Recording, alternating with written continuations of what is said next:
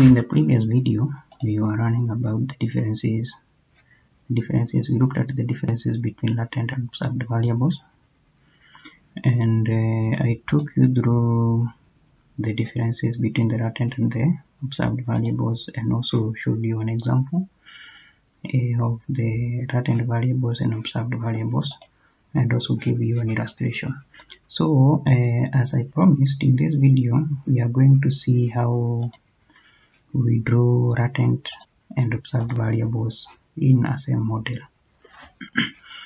We start by with a new workspace. When you open a new workspace, we can expand the interface. So we can use a landscape, then you click apply. So this is the workspace that we have. So to draw the latent observed variables, we use this icon here. You can see it is written, draw a latent variable and add an indicator to the latent variable. So an indicator means the observed variable.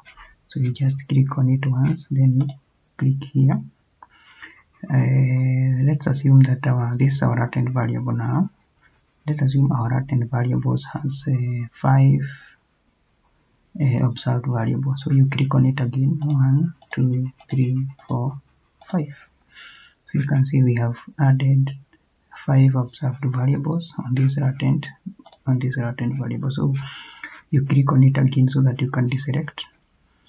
So now you can change the alignment of this diagram. So you click on this, rotate the indicators. You can rotate it like that. So we can rotate it like that. So you can see that this one is a latent variable. This one is a latent variable. It has 1, 2, 3, 4, 5 observed variables. So to move the object, you click on this red icon there, so that now you can be able to move that one. Then you can click on it. Let's assume in our case, in our previous example, we had a latent variable. Let's assume our latent variable is health performance. So you can call this one is health performance. So you can write health performance in short form. You can also write here health performance. Then you can see the HP health performance in issues has been added there.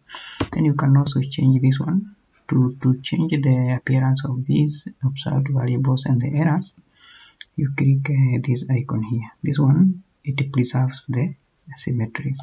When you click on that, you select it, then you click on that, so that now you can be able to change, to move them, all of them. You can be able to move. You can see that I have moved all the errors together.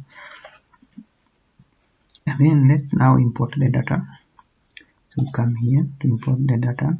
You click file name. It takes you to the your data is stored in the laptop.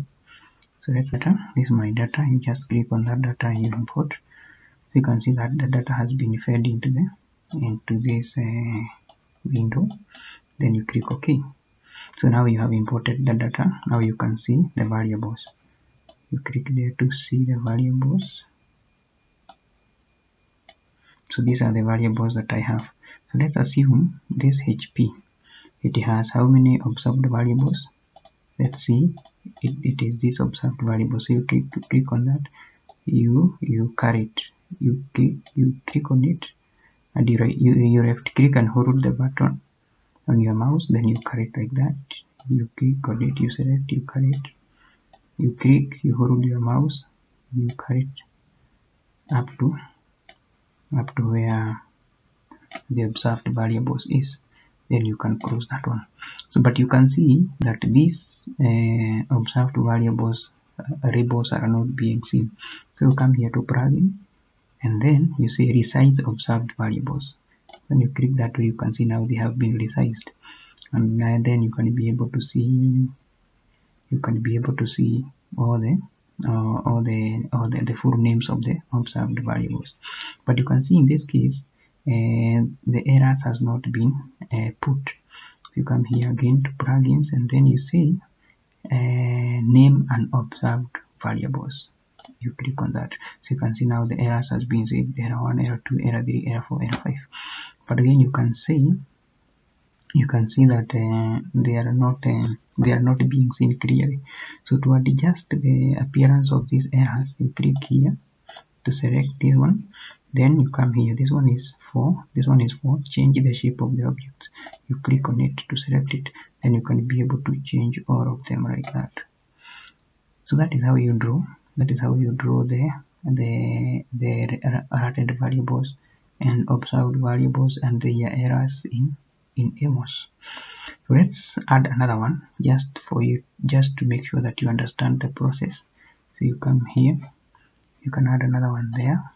Let's assume this one has 4 observed variables. You can put 1, 2, 3, 4. That's 4 observed variables. Then you can rotate like that.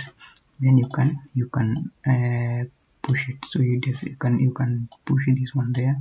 You can push it like that. And then you come here, you deselect that one.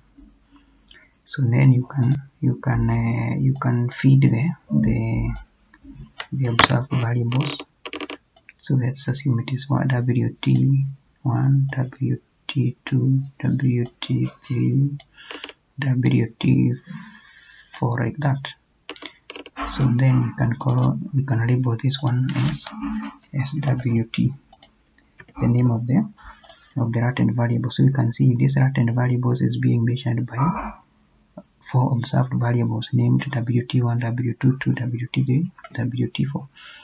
So then again for this one, you resize the observed variables. So you come here, you say resize the observed variables. You can see they have been resized. Now you can be able to see WT1, WT2, WT3, WT4. Then we insert the errors.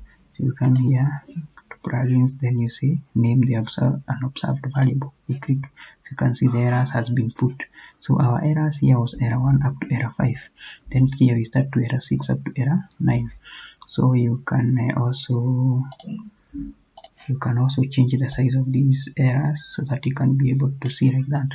So you can see this error 1 to error 5, this error 6 to error 9. Then you can be able to carry the whole model like that. Maybe put it there. Then you can draw the direction. Connect it like that using this arrow, this one arrow here. You connect them between HP and WT. This one means the effect of HP on WP. How does HP affect WT? So because this arrow is moving from HP to WT. So generally that is how you draw the observed variables and latent variables in AMOS. Thank you.